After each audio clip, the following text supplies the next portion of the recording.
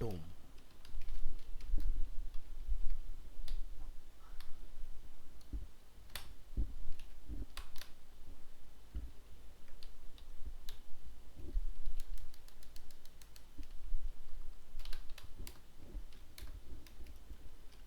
When the component is mounting, it is rendered with the define value.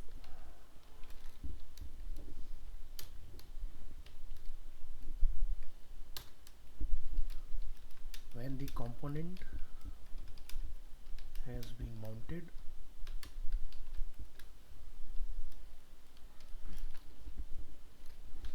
a timer changes the state and the define value become changed.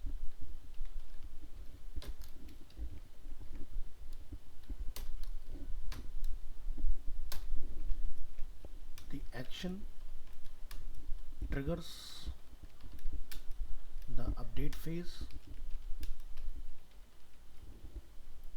and since this component has a component did update,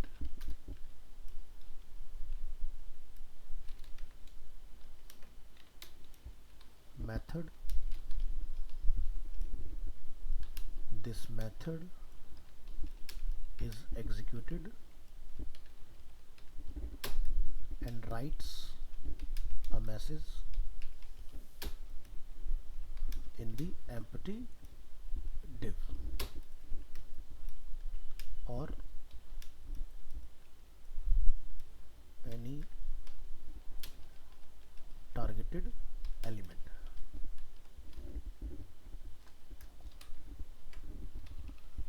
तो चलिए अपनी index file के अंदर और हम लोग try करेंगे component did update.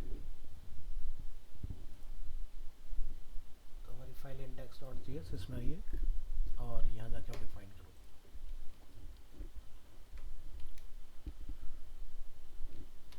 तो component did mount और यहाँ पर हम लोगों ने डिफाइन किया हुआ है get snapshot before update. तो हमें इस वाले एग्जांपल में स्नैपशॉट की ज़रूरत नहीं है, लेकिन जब आप स्नैपशॉट लेते हो तो आपको component did update की रिक्वायरमेंट आती है, तो हम लोग इसमें से इस पार्ट को निकाल देंगे. यहाँ पर जाके आप ट्राई करेंगे component did update और document dot get element by id, और यहाँ पर हमें अपडेटेड टर्म को हटा देना है क्योंकि हम लोग यहाँ पे कुछ अपडेट नहीं कर रहे हैं. तो बाय डिफ़ॉल्ट हमारे पास जो ब्रांड इक्वल टू वैल्यू है वो क्या है, Hyundai. और कंपोनेंट डिड माउंट के अंदर हम लोग क्या कर रहे हैं, बेसिकली नई वैल्यू भेज रहे हैं इसके अंदर फोर्ड. ठीक है, तो यहाँ जाके आप लिख दो the updated value of brand is,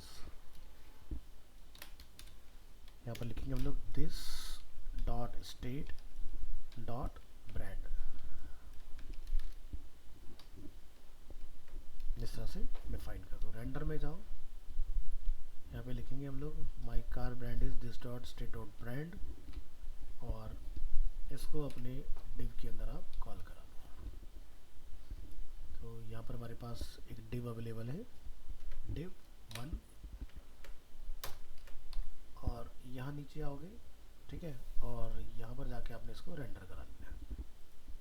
तो यहाँ पर हम लोग क्या लिखेंगे, डिव 1, और इस फाइल को सेव करो, npm अपना स्टार्ट करो, लिखेंगे npm स्टार्ट.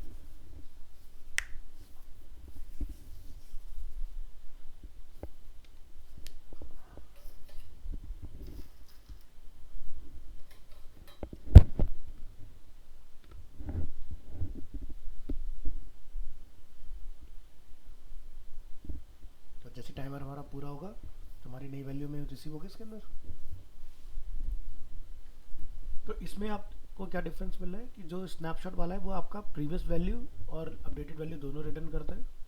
ठीक है, बट ध्यान रखना कंपोनेंट डिड अपडेट आपको गेट स्क्रीनशॉट वाले में आपको लगाना पड़ेगा, ठीक है। उसके साथ मैंडेटरी है, और डायरेक्ट अगर आप लेना चाहते हो अपडेटेड वैल्यू तो डायरेक्ट अपडेटेड वैल्यू को भी रीड करा सकते हो।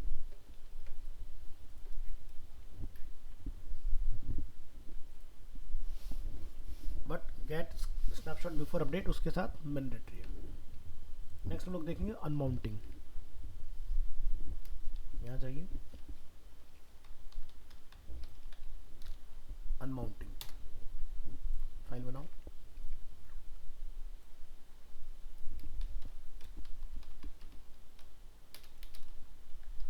अनमाउंटिंग,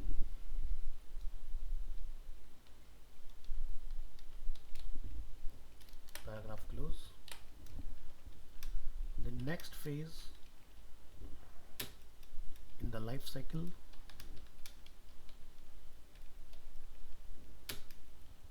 is when a component is removed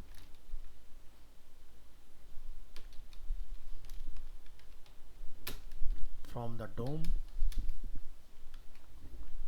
or unmounting as React likes to call it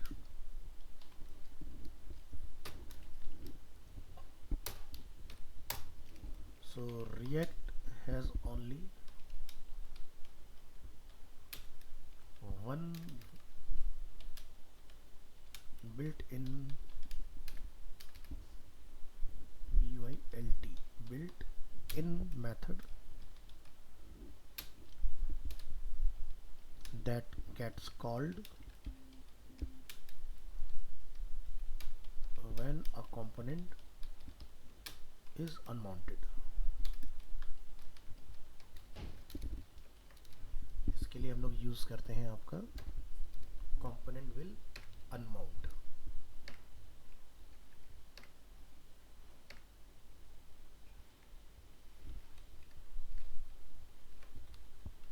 ठीक है, तो इसके लिए आपको इस मेथड का यूज करना है। Paragraph and paragraph close.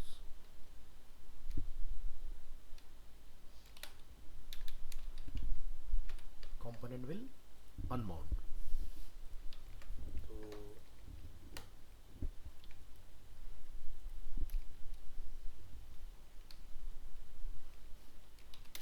Define करते हैं इसको। The component will unmount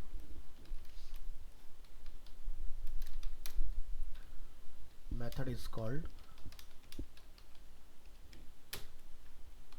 when the component is about to be removed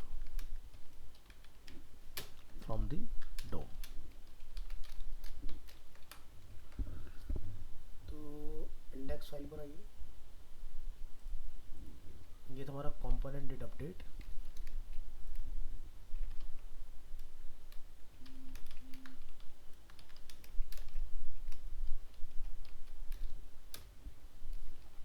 close, और इंडेक्स फाइल में हम लोग बनाएंगे इसका एग्जाम्पल।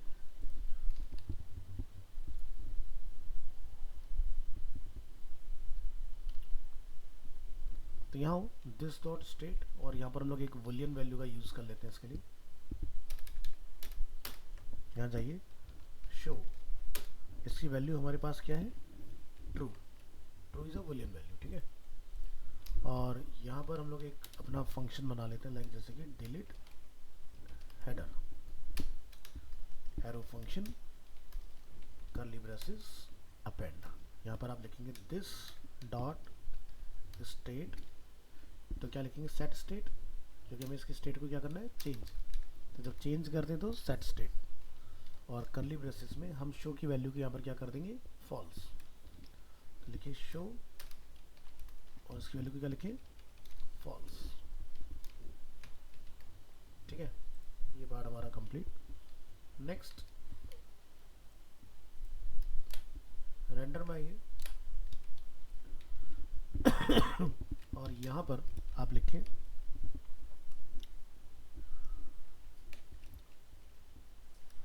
लेट, और एक वेरिएबल डिफाइन कर लो यहाँ पर, जैसे कि माई हेडर लिखिए इफ कंडीशन और यहाँ लिखेंगे this dot state dot show curly braces append, और इसमें जाके हम लोग यहाँ डिफाइन कर देंगे माई हेडर इक्वल टू, हम इसमें लाके कुछ अपना कॉल करा देते हैं एलिमेंट, जैसे कि लाइक चाइल्ड, और इसको क्या करना है सेल्फ क्लोज।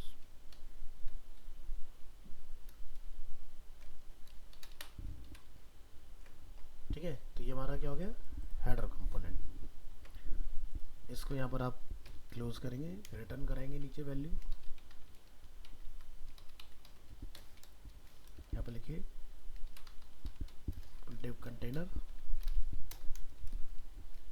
डिव में हम लोग क्या कॉल कर रहे हैं माई हेडर, एक बटन बना लो और यहाँ पर बटन का हम लोग टाइप सेट कर देंगे, टाइप इक्वल टू क्या है ये बटन, और ऑन क्लिक के ऊपर अपना जो फंक्शन है डिलीट हेडर उसको कॉल करा लो।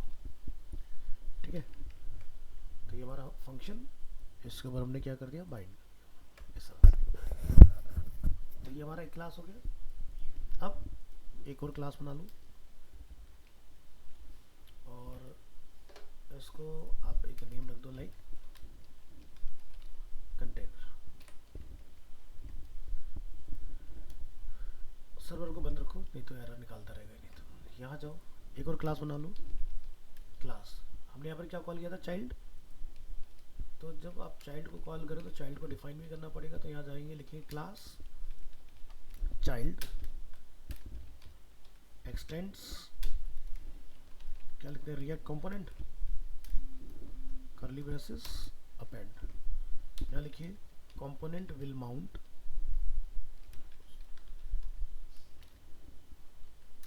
इसको अनमाउंट करना है हमने, क्या लिखेंगे अनमाउंट, और curly braces append, spelling check कर लेना COMPONENT अनमाउंट। ठीक है, यहाँ से कोई भी अपना एक JS का अलर्ट पास कर दो और लिख दो द कंपोनेंट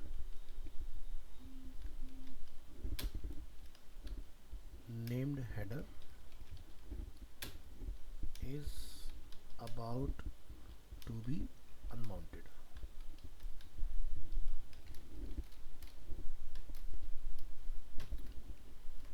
फिर हम लोग क्या करेंगे रेंडर, और रेंडर में जाके आप यहाँ पर अपना जो भी पार्ट रेंडर कराना चाहते हो डिफाइन कर दो।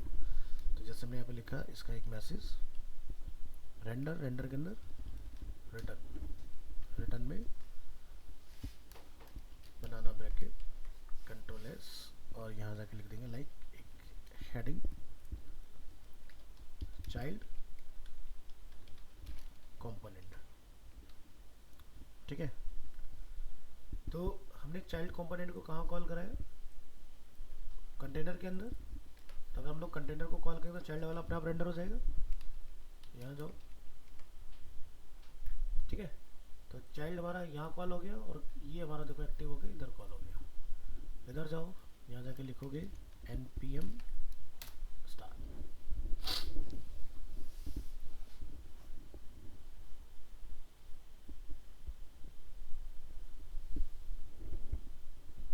ये हमारा क्या है चाइल्ड कंपोनेंट, क्योंकि हम लोगों ने मेन कंपोनेंट जो बनाया था उसके अंदर सिर्फ हमने बटन डिफाइन किया हुआ है। तो यहाँ जाओ और जब आप इस फाइल को यहाँ से क्लिक करोगे डिलीट हेडर, ठीक है, तो आपका हेडर इसमें डिलीट हो गया। अलर्ट हमारा क्यों नहीं काम कर रहा है ज़रा चेक करो, कंपोनेंट डिड अनमाउंट किया ना हमने, विल अनमाउंट होना था, कंपोनेंट विल अनमाउंट आया, the component named header is about to unmounted. ठीक है, तो ऐसे आपका ये काम करेगा।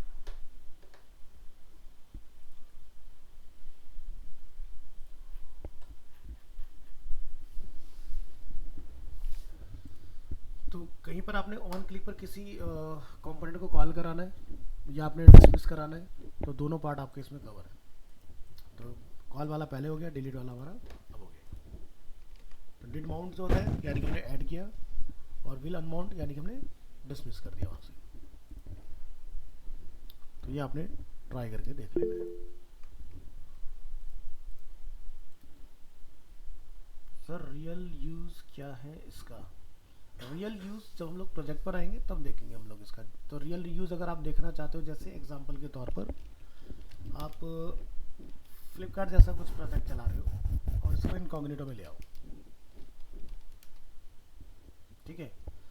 इनकॉग्निटो में हम लोग इसलिए लिखा है क्योंकि अगर मैं किसी भी पेज पर अगर जंप करता हूँ और वापस से अगर मैं होम पर आऊँगा तो आपका यहाँ पर देखो कंपोनेंट बिल माउंट हो गया, ठीक है।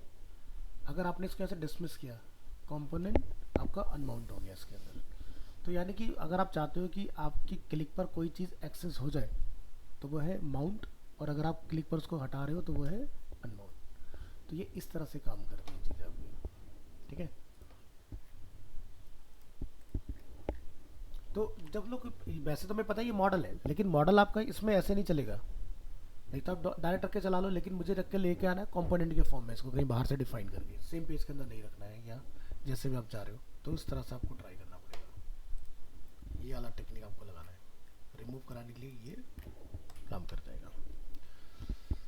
चलो नेक्स्ट टॉपिक हम लोग देखेंगे इसके। अच्छा, इस फाइल को सेव एज कर लो। ये हमारा component will unmount index save as react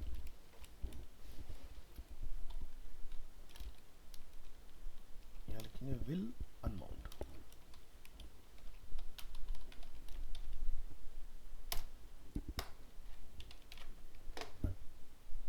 next,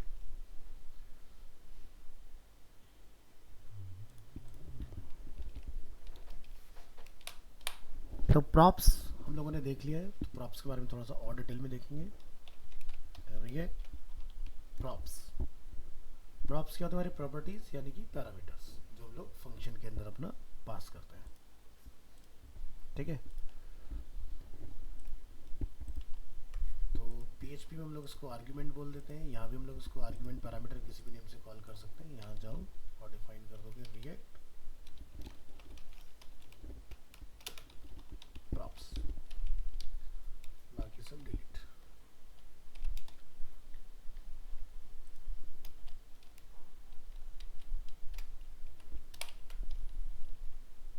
देखिए यहाँ पर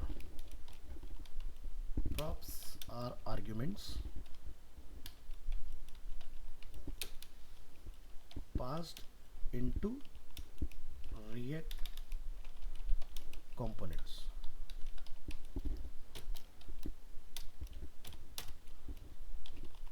Props are passed to component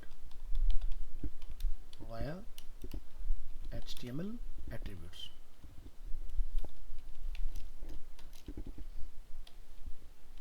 HTML attribute से हमारा मतलब क्या हुआ कि जब आप उसको रेंडर करते हो तो आप यहाँ पर जाकर उसकी वैल्यू को पास कर देते हो नीचे कि भाई हमने, अगर मान लो ऊपर प्रॉप्स कुछ डिफाइन किया लाइक जैसे कि ब्रांड, तो ब्रांड इक्वल टू क्या रखना है, तो हम लोग यहाँ पर रेंडरिंग में सेट कर देंगे उस चीज़ को। तो प्रॉप्स का मतलब क्या होता है? Props stand for properties.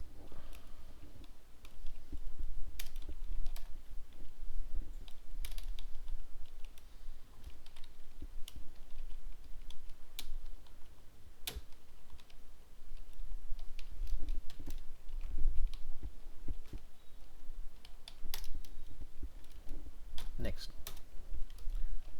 React props are like function arguments in JavaScript and attributes in HTML. तो डिफाइन कहाँ करेंगे? फंक्शन में, और प्रॉपर्टी कहाँ से देंगे? HTML से। To send props into a component, use the same syntax as HTML attribute, ठीक है। तो एक एग्जांपल बनाएंगे नेक्स्ट फाइल के अंदर और इसके ऊपर हम लोग जाके इसको ट्राई करेंगे। यहाँ से ये सारा कुछ हटाइए, और इसके ऊपर हम लोग ट्राई करके देखेंगे कि किस तरह से हमारे काम करेगा। तो एक फंक्शन बना लेते हैं। फंक्शन लाइक जैसे कि चलो ऐप ले लो, ऐप हमें रिकमेंड हो रहा है। तो ऐप में हम लोग जाके क्या करेंगे, ऊपर एक प्रॉप्स असाइन कर देंगे। ठीक है, तो प्रॉप्स स्टैंड फॉर प्रॉपर्टीज, और यहाँ पर ये एज ए पैरामीटर और एज ए आर्ग्यूमेंट्स आपका काम करता है। एंटर करेंगे, यहाँ से हम लोग रिटर्न करेंगे इसको एक वैल्यू। ठीक है, अगर हमारे पास मल्टी लाइन नहीं है तो हम लोग सिंगल लाइन में भी लिख सकते हैं। हमने लिखा h1 टैग, और हमने जगह डिफाइन किया माई ऐप नेम इज, और यहाँ पर आप क्या लिखेंगे, प्रॉप्स डॉट, जो भी आप इसके ऊपर प्रॉपर्टी माइंड करना चाह रहे हो वो जाके डिफाइन करो। जैसे कि हमने लिखा नेम। अब ये जो नेम रेंडर होगा वो कहाँ से होगा, यहाँ पर इधर जाओगे, लिखोगे क्या, नेम इक्वल टू, हमने क्या लिखा, अरीना एनिमेशन। ठीक है, एक हमें एरर यहाँ पर बन रहा है क्योंकि हमने इसको कॉल नहीं किया ऐप को। तो यहाँ पर कंटेनर हो गया, यहाँ पर क्या लिखेंगे, ऐप। तो क्या बन गया, सक्सेसफुल। और इधर जाके अपन जब चेक करेंगे इसको तो रिटर्न होगी वैल्यू अपनी। तो ऐसे आप प्रॉप वगैरह जो है इजीली डिफाइन कर सकते हैं। तो प्रॉप्स का हम लोग यूज करते हैं, props is a pre defined value. अगर आप प्रॉप लिख रहे हो तो आप प्रॉप डॉट जितनी भी आपको आगे यूज करने हैं पैरामीटर आर्ग्यूमेंट, बस prop dot name, prop dot location, prop dot जो भी आप डिफाइन करना चाहो मल्टी टाइम अपना यूज करते चले जाओ उसके अंदर।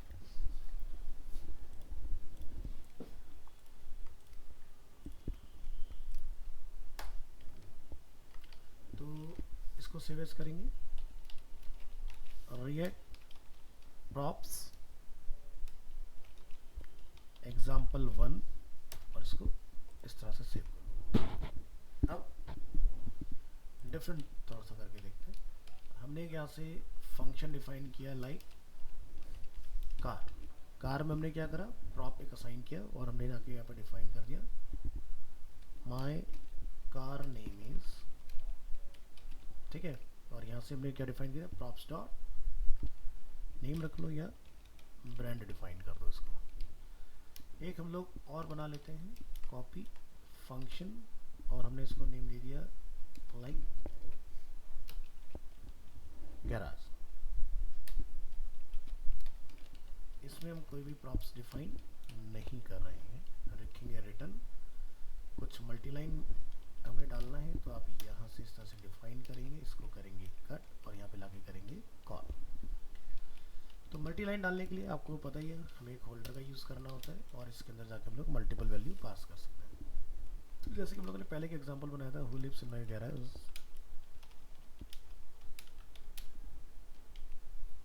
यहाँ स्पेलिंग मिस्टेक हुआ है।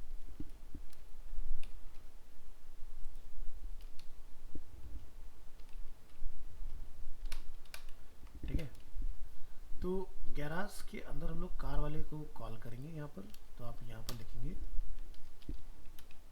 कार, और कार का सी में बड़ा बनाया है, सेल्फ क्लोजिंग कर देंगे। यहाँ पर लिखेंगे ब्रांड क्या है, फूड फॉर एग्जांपल। ठीक है, तो रेंडर किसको करेंगे हम लोग, गैराज को, और इसको अगर आप डिफाइन करें कंट्रोल एस,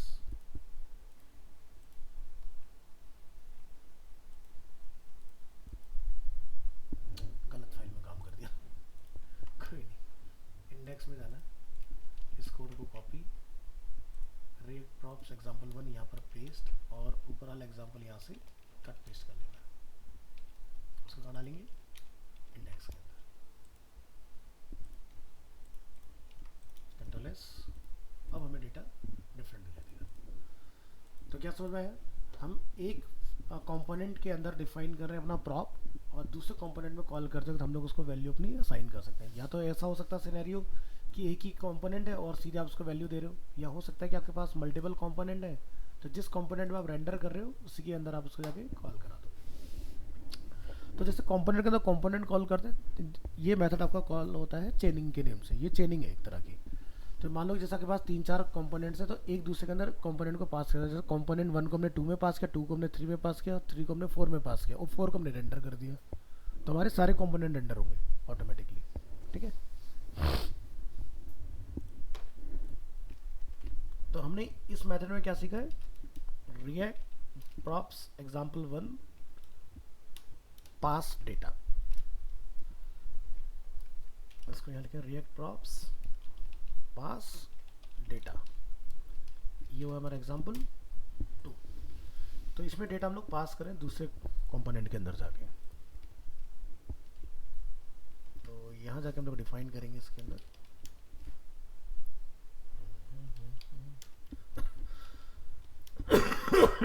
एक डिव कम पड़ रहा है इसमें कोई, अब सही है। कंट्रोल, ये रो हमारा यहाँ क्लोज हुआ, रो कॉल, और यहाँ डिफाइन करेंगे pass data paragraph. props are also how to pass data from one component to another as a parameter। ठीक है, तो इस तरह से आप अपना यहाँ पर वैल्यू को पास करा सकते हो। तो इसका एग्जांपल जो है वो हमारा इस फाइल के अंदर है, तो ट्राई करके देखिएगा। नेक्स्ट, इस फाइल पे आओ, index.js, ये फाइल हमने सेव एज पास के नाम से रेडी कर दी एग्जांपल 2। थर्ड फाइल बनाते हैं या इसी पे डायरेक्ट अपडेट कर देंगे। तो हमारे पास एक फंक्शन है, ठीक है, जिसको हमने ऑलरेडी यूज़ किया है। हमारे पास यहाँ पर गैराज अवेलेबल है, यहाँ पर हम लोग एक वेरिएबल के फॉर्म में डेटा पास करेंगे। हमने लिखा कांस्टेंट कार, और यहाँ पर जाकर हम लोग डिफाइन कर देते हैं क्या, नेम कुछ दे दो, लाइक जैसे कि BMW, ठीक है, और इसको हमने यहाँ पर क्लोज किया। तो ये क्या हो गया, कार नेम। तो कार नेम क्या हो गया, हमारा एक वेरिएबल। रिटर्न करेंगे यहाँ से who lives in my garage, तो यहाँ पर जहाँ ब्रांड नेम लिखा हुआ है आपका, यहाँ पर जाके आप इसको चेंज कर दोगे, इसको लिखो कार नेम। तो अब प्रॉप्स को हम लोग वैल्यू कैसे दे रहे हैं, वेरिएबल के साथ, ठीक है। कंट्रोल एस करेंगे और चेक करेंगे क्या हमारा BMW रिजल्ट हमें प्रिंट हो रहा है कि नहीं, काम कर रहा है। तो ये हमारा एग्जांपल हुआ वेरिएबल के फॉर्म में। तो यहाँ आएंगे, लिखेंगे if you have a variable to send and not to string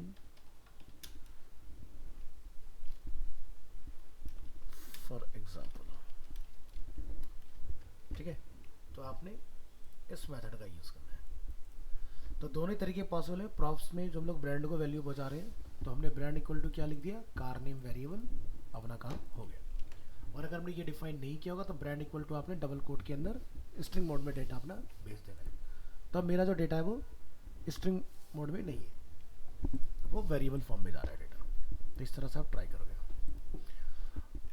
next हम लोग देखेंगे ऑब्जेक्ट के फॉर्म में कैसे भेज सकते हैं। तो इसका बनाएंगे react props pass data with variable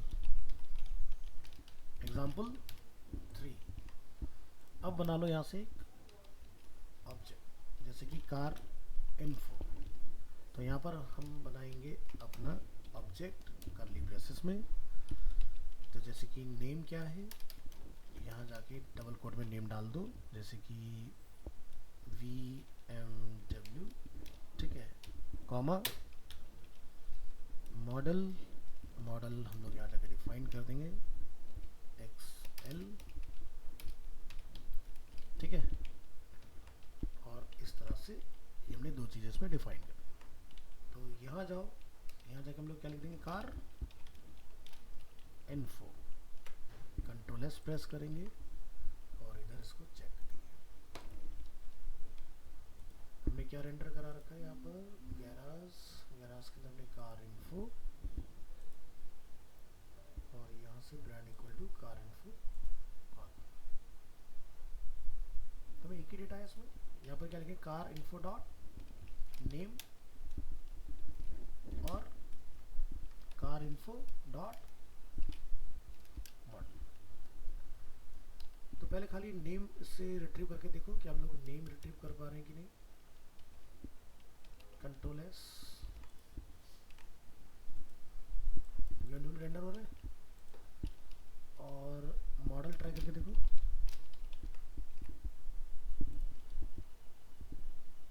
कुछ तो गड़बड़ है, क्या चक्कर है। कंट्रोल सी से स्टॉप करो सर्वर को और फिर से एक बार चलाओ। क्या लिखेंगे, npm स्टार्ट।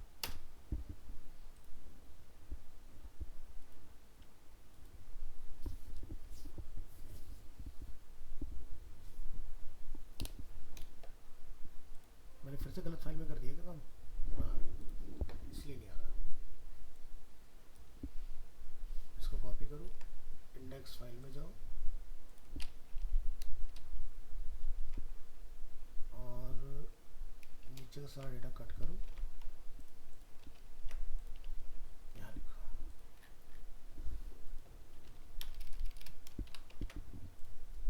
कंट्रोल एस और फिर इस डेटा को यहाँ पर चेक करो। कंसोल पे आओ और object are not valid as a React child. ठीक है, हमने डिफाइन किया यहाँ पर प्रॉप्स डॉट ब्रांड। तो आपको यहाँ पर जाके चीज़ें बदलनी पड़ेंगी कि आप क्या रेंडर कराना चाह रहे हो। ठीक है, तो हमने लिखा है यहाँ पर प्रॉप्स डॉट ब्रांड डॉट, जैसे कि मुझे नेम रेंडर करना है, हमने लिखा है यहाँ पर नेम। फिर इसको यहाँ पर चेक करेंगे तो क्या रिटर्न आ रहा है, BMW। और अगर हम लोग यहाँ पर चेक कर रहे हैं मॉडल, तो हमें क्या रिटर्न आ रहा है, मॉडल। ठीक है, तो ऊपर आपने लाके यहाँ पर पोप की पास करनी, जो बेसिकली आप रेंडर करना चाह रहे हो उसके अंदर। नीचे आपने यहाँ पर कुछ नहीं करना, यहाँ से सीधे आप कार इन्फो ऑब्जेक्ट को बाइंड करोगे और ऊपर जो डेटा से आप निकालना चाह रहे हो वो निकाल सकते हो उसके अंदर। ठीक है, तो इसका फाइल लेके यहाँ पर जाओ रिएक्ट प्रॉप्स के अंदर,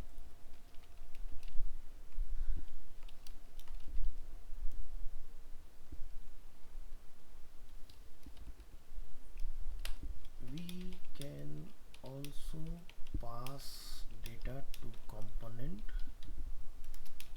via object। ठीक है, तो आप ऑब्जेक्ट से भी डेटा पास करा सकते हो। तो ये हो गया हमारा ऑब्जेक्ट। तो ऑब्जेक्ट के अंदर जितनी मर्जी प्रॉपर्टी अपने डिफाइन करो, नेस्टिंग लेवल पर काम कर देंगे। Okay,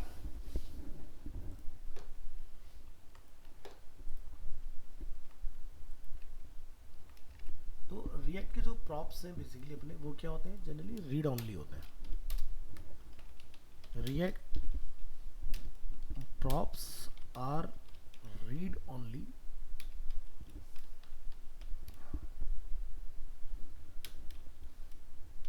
you will get an error if you try to change their value।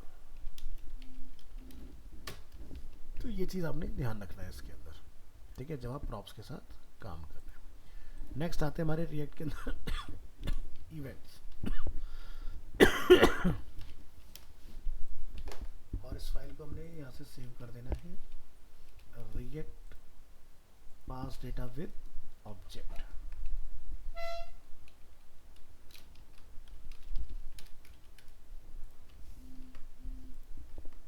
Events, event जैसे आपके जावास्क्रिप्ट में होते हैं, सेम वैसे आपके यहाँ पर भी इवेंट्स अवेलेबल हैं। तो जैसे अभी तक हम लोग सबसे ज़्यादा ट्राई किया करते रहे, on click,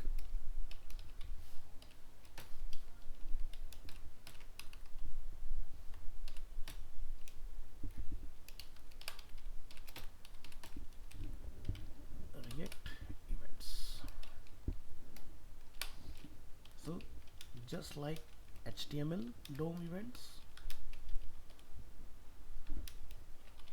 React can perform actions based on user event।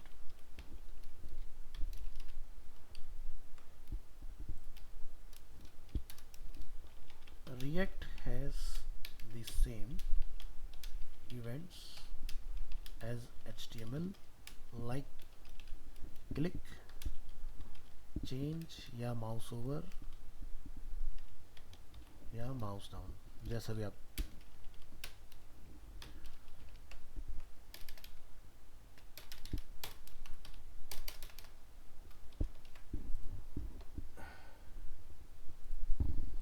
ठीक है। तो यहाँ पर जब आप कोई इवेंट अपना पास करोगे तो जैसे मैं यहाँ पर यूज़ किया था अपना ऑन क्लिक, तो ध्यान रखना है कि यहाँ पर इवेंट जितने भी आप चलाओगे सारे कैमल केस में चलेंगे। ठीक है, जैसे जावास्क्रिप्ट में लोग सीधे लिख देते हैं स्मॉल में सब कुछ ऑन क्लिक वगैरह, तो यहाँ पर ध्यान आपने ये रखना है कि कैमल केस का इस्तेमाल करना है। तो एग्जांपल के लिए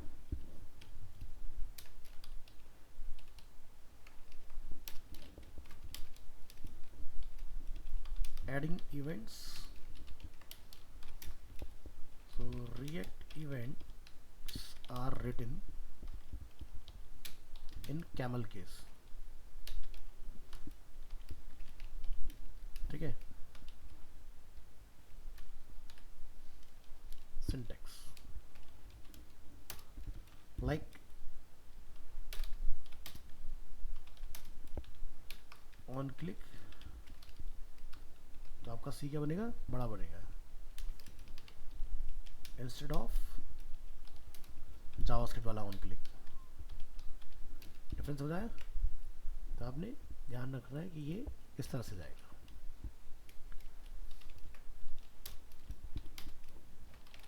रिएक्ट इवेंट्स हैंडलर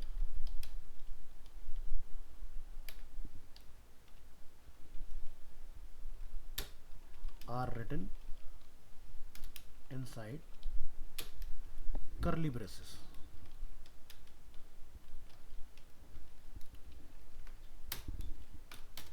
तो जैसे हम लोग डिफाइन कर रहे हैं ऑन क्लिक इक्वल टू, तो जैसे हम लोग लिखते हैं डबल कोट में, आपको यहाँ पे क्या लगाना है, इस तरह से, लाइक हमारा नेम है डेमो, इंस्टेड ऑफ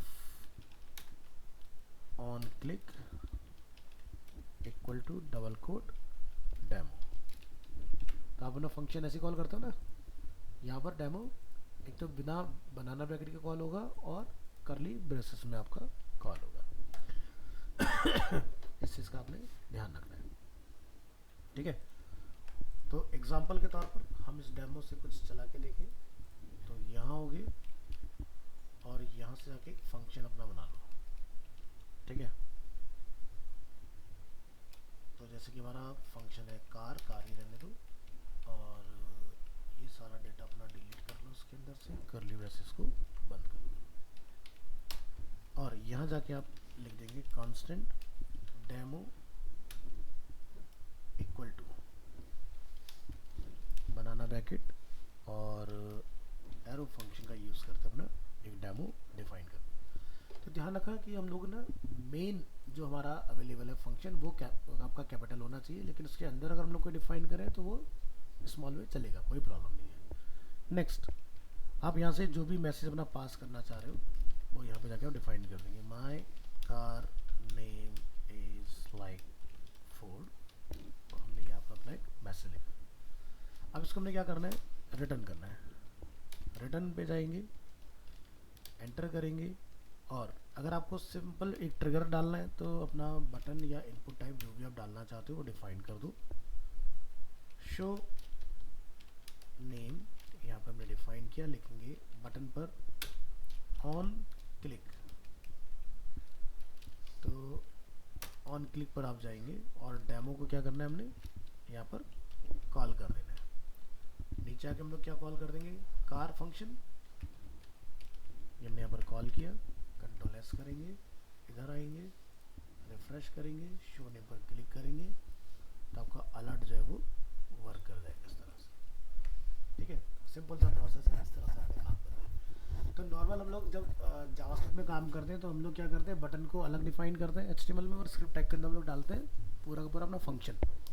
यहाँ पर आपने मेन फंक्शन के अंदर ही अपना लॉजिक रखना है और रिटर्न के अंदर अपना पूरा HTML। तो ध्यान रखना, रिटर्न में टोटल HTML चलता है, और रिटर्न से ऊपर आप उस फंक्शन या क्लास में जो भी लॉजिक लिखना चाहते हो अपना लिख डाल सकते हैं। ठीक है, रिटर्न HTML होता है, बस ये ध्यान रखना, तो आपको इवेंट्स को समझने में आसानी होगी। अब बात करें कि भाई हमें एक ऐसा इवेंट बनाना है जिसके अंदर हमें कोई पैरामीटर सेट करना है, तो इसको मैं नेम देता हूँ रिएक्ट क्लिक, क्या था ये, इवेंट एग्जाम्पल 1। इस फाइल को बंद कर देंगे, इंडेक्स फाइल में आएंगे और इसमें हम लोग एक आर्ग्यूमेंट अपना पास करेंगे। तो फंक्शन है हमारा कार, डेमो के अंदर जाके हम लोग अपना एक यहाँ पर सेट कर देते हैं पैरामीटर ए को हमने यहाँ से अलर्ट करना है, और जब आप डेमो को रन करेंगे तो आपने यहाँ पर जाके डिफाइन करना है इसके ऊपर कि जब ऑन क्लिक हो तो जो मेरा यहाँ पर फंक्शन है, तो ये हमने क्या बनाया था, एरो फंक्शन, तो यहाँ पर आप लिखेंगे नेम क्या हमारे फंक्शन का, डेमो, और डेमो के अंदर आप यहाँ पर बनाना ब्रैकेट में जाके जो भी वैल्यू अपनी पास करना चाहते हो, लिखा गया ए, तो जैसे यहाँ लिख दो लाइक हमने यहाँ पे पास किया होंडा इसको, और अब इस पैरामीटर पे देखते हैं कि हमें होंडा यहाँ से रिटर्न होता है कि नहीं। तो यहाँ जाएंगे, रिफ्रेश करेंगे, क्लिक करेंगे, आपका इस तरह से पैरामीटर बाइंड होगा। तो रिएक्ट इवेंट्स के अंदर हम लोग जाके इसको डिफाइन करेंगे passing arguments, row call h2 passing arguments to pass an argument to an event handler, use a arrow function। ठीक है, तो एग्जांपल आपने देख लिया किस तरह से आपका पासिंग आर्ग्यूमेंट्स काम करता है। इसको सेव एज करेंगे, रिएक्ट पासिंग आर्ग्यूमेंट्स, ठीक है, और ये हो गया हमारा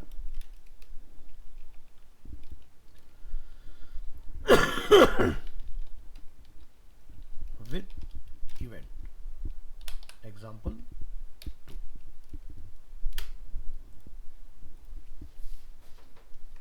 बात करेंगे रिएक्ट इवेंट ऑब्जेक्ट की, copy paste,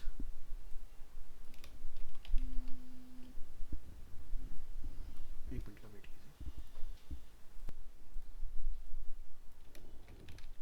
react event object,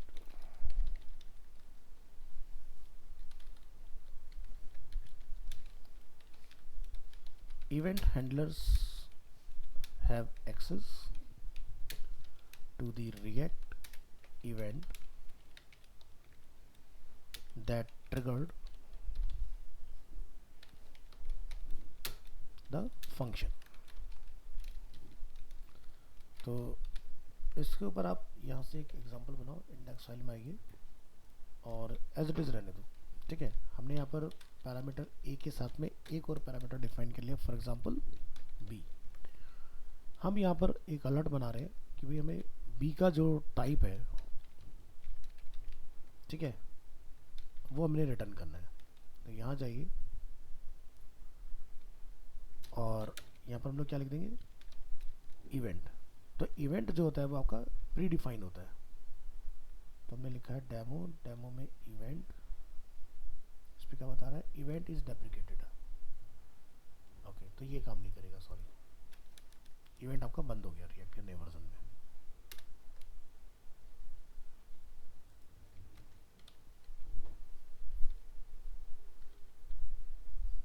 but अगर हम एक बार देख लेते हैं, अगर हमें कोई एरर ये देता है, हाँ निकाल रहा है error, unexpected use of event.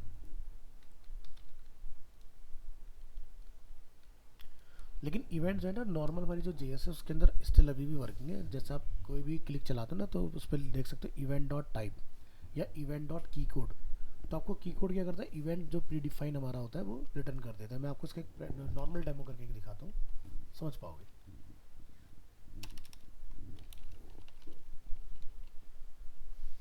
Control S करेंगे और अपनी इसी फाइल पे हम लोग ये पता लगाना चाहते हैं कि जब हम लोग यहाँ से कोई कीबोर्ड से बटन दबाते हैं तो बेसिकली कंप्यूटर कैसे समझता है? हम तो सोचते हैं हमने ए प्रेस किया, कंप्यूटर ने ए टाइप कर दिया, बट कंप्यूटर उस ए बटन को ए में नहीं समझता, वो एक नंबर में समझता है। कैसे?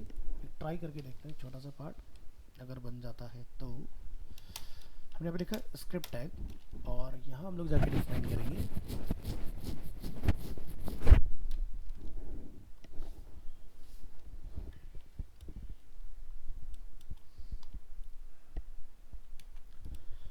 और यहाँ जाके हम लिखें स्क्रिप्ट, एक फंक्शन बना लें गेट इवेंट कोड। एक हमने यूजर डिफाइंड अपना फंक्शन डिफाइन किया और इसको हमने अपेंड कर लिया यहाँ से। और इसको हम चाहते हैं कि जब भी आपका की डाउन हो तो ये ट्रिगर हो जाए। तो यहाँ से हम इसको करेंगे कॉपी, और बॉडी में जाके हम इसको करेंगे ऑन की डाउन। ठीक है, तो हमने यहाँ पे इसको बाइंड किया, और यहाँ जाके हम लोग लिख रहे हैं अलर्ट इवेंट डॉट, हमने लिखा है यहाँ पर की कोड। तो ट्राई करके देखते हैं क्या ये हमारे लिए कुछ परफॉर्म करता है कि नहीं। तो देखो मेरे को 18 नंबर रिटर्न हुआ, तो ऑल्ट का जो कोड होता है वो 18 होता है। और जैसे मैं ए प्रेस कर रहा हूँ तो ए का कोड क्या है, बी का कोड 66। इस तरह से आपके जैसे सी प्रेस करेंगे 67। तो देख रहे हो नंबर भले से मेरे कीबोर्ड में नंबर कहीं पर भी है, लेकिन ए बी सी डी जो है वो सीक्वेंस में नंबर आपके इसको कंप्यूटर को प्रोवाइड कर रहा है। तो कंप्यूटर कमांड लेता है इन नंबर से, जो कि हमें यहाँ पर रिटर्न में दिखता था कि हमने ए प्रेस के ए टाइप हो गया, बट इसको जो इनपुट गया है वो 65 गया है कंप्यूटर को, और वो फिर उसको प्रोसेस करके आपको ए बना के देता है। बट इतना रियल टाइम होता है कि आपको पता नहीं चलता क्या हुआ, और फटाफट से हमारा काम हो जाता है। तो डेप्रिकेट हो गया है रिएक्ट के अंदर इवेंट आपका जो मेथड है, बट जेएस में स्टिल अभी भी वर्किंग है, क्योंकि मैंने अभी कुछ टाइम पहले ट्राई किया था तो काम कर रहा था। तो इवेंट डॉट की कोड, तो कंप्यूटर का कोई भी आपका कीबोर्ड का नंबर निकालना है तो आप इसको यूज़ कर सकते हो। तो पहले के टाइम में क्या होता था कि जब HTML5 नहीं था तो बड़ी दिक्कतें आती थी। भाई यूज़र जो होता है ना फ़ोन नंबर में अपना नाम लिख देता था, तो उसको रोके कैसे? तो वहाँ पर क्या था कि इनपुट टाइप नंबर जैसा तो कोई वो था नहीं हमारे पास, या फिर इनपुट टाइप टेक्स्ट के अंदर पैटर्न वाला लॉक तो था नहीं हमारे पास कि रेगुलर एक्सप्रेशन लगा दिया हमने। तो वहाँ पर हम लोग क्या करते थे, अल्फ़ाबेट्स जितने भी होते थे हमारे, तो जैसे हमें पता चल गया 65 से स्टार्ट होता है, तो 65 में प्लस 26 कर दो, हमारे 26 अल्फ़ाबेट आ गए। तो मुझे उनको बंद करना है, तो मैंने वो रेंज डाल दी उसके अंदर कि ये नहीं चलेंगे। तो की कोड आपने पकड़ा यहाँ से यहाँ तक का बंद, आपका फिर सिर्फ नंबर काम करेगा उसमें, या फिर सबको छोड़ दो, सिर्फ नंबर को अलाउ कर दो कि ये नंबर 1 से लेके 0 तक काम करेगा। तो ऐसे हम लोग बनाते थे फ़ोन नंबर का फील्ड। तो HTML5 ने बहुत आसान कर दिया तुम्हारे लिए कि छोड़ो कि इतनी सरदर्दी लेनी। तो देखा जाए तो पुराने टाइम की वेब डिज़ाइनिंग बड़ी कॉम्प्लिकेटेड होती थी। एक ब्राउज़र पे कुछ कोड चल रहा है, दूसरे पे नहीं चल रहा। अब तो तुम्हारे को इंटरव्यू में जाके ये भी टेंशन नहीं कि भाई क्रॉस ब्राउज़र आपको आता है कि नहीं आता, क्योंकि वेब 3.0 ने ये प्रॉब्लम भी सॉल्व कर दी। क्योंकि अब जितना भी हमारा HTML है या JS है वो सभी ब्राउज़र पर मॉडर्न जितने भी लेटेस्ट है सब में बढ़िया काम करता है। हाँ एक चीज़, HTML का क्या नहीं काम करता है, फॉर्म सफारी में काम नहीं करता एप्पल के अंदर। जुगाड़बाजी बहुत करनी पड़ती है लेकिन कामयाब नहीं, तो इसलिए एप्पल यूज़र भी चाहते ना चाहते हुए वो बेचारा क्रोम में शिफ्ट हो गया।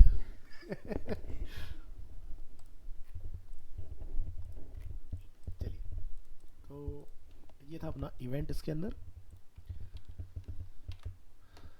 अब हम लोग बात करेंगे, ये फाइल तुमने सेव कर दिया ना, पैरामीटर के नाम से हमने सेव किया होगा, ठीक है। तो नेक्स्ट हम लोग देखेंगे इसमें HTML file, where is HTML, HTML एक ये था, एक ये।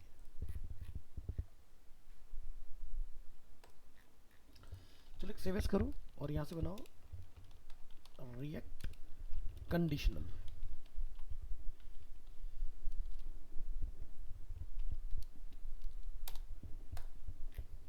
ठंडा हो गया कमरा या भी नहीं? है ठीक ठाक है, मुझे महसूस हो रहा है। इधर ज़्यादा ठंडा कर रहा है।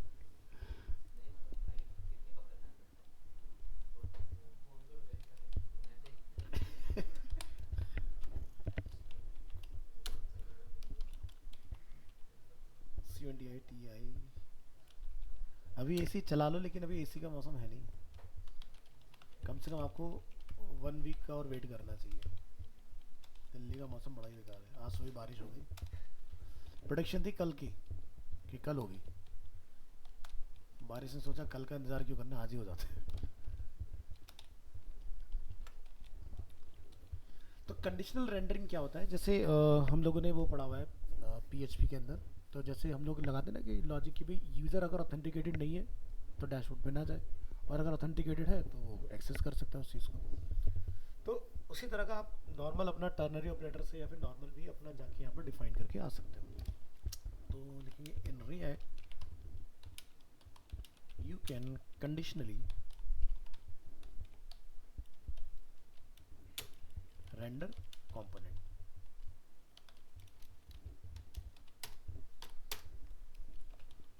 There are several ways to do this. तो सबसे पहला फेमस जो हमारा तरीका होता है वो क्या होता है,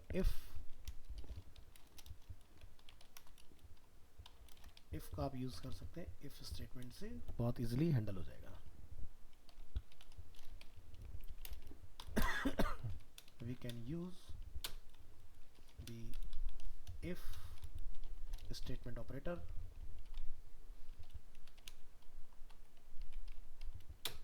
to decide which component to render.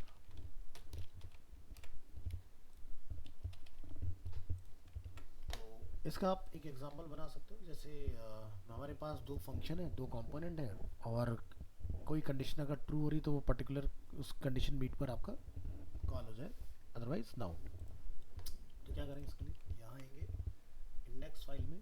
File हम लोग ऑलरेडी सेव एज कर चुके हैं। इस फंक्शन को रिमूव कर देते हैं यहाँ से, और रेंडर ब्लैंक, सर्वर को स्टॉप करिए 2 मिनट के लिए, कंट्रोल सी, और यहाँ जाके आप डिफाइन करेंगे अपना एक फंक्शन डिफाइन कर दो, लाइक जैसे कि गोल, और गोल के अंदर जाके अपना प्रॉप सेट कर दो, प्रॉप्स। ठीक है, ये हमारे पास एक फंक्शन है इस तरह से। तो यहाँ पर जाकर हम लोग डिफाइन कर देंगे कांस्टेंट, और इससे पहले आप क्या करो, यहाँ से फंक्शन दो बना भी लो। हमने लिखा फंक्शन मिस्ड गोल, और एक और फंक्शन बना दो इसके अंदर मेड गोल। ये अपने पास दो फंक्शन हो गए। यहाँ से रिटर्न करेंगे कोई भी एक मैसेज h1 मिस्ड,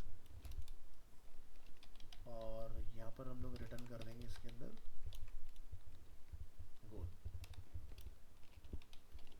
ठीक है, ये अपने दो हो गए। अब हमारे पास इन दोनों को हैंडल करने के लिए हमने क्या बना रखा है, गोल के नाम से मेन फंक्शन बना रखा है। यहाँ आप लिखेंगे constant is goal equal to, हमने क्या लिखा, प्रॉप्स डॉट, और यहाँ से हमने डिफाइन कर दिया इज गोल। कंडीशन लगा देंगे इफ इज गोल तो रेंडर हो जाए मेड गोल, एल्स हमारा हो जाए मिस्ड गोल। ठीक है, और यहाँ से इस गोल को आपने क्या करना है, यहाँ पर रेंडर।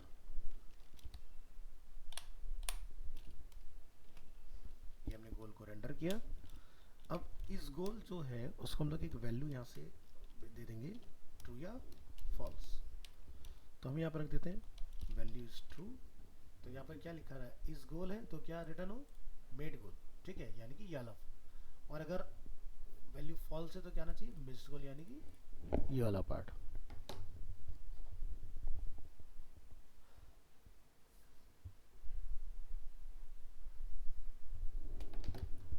कंट्रोल एस प्रेस करेंगे और यहाँ से इसको करेंगे npm स्टार्ट।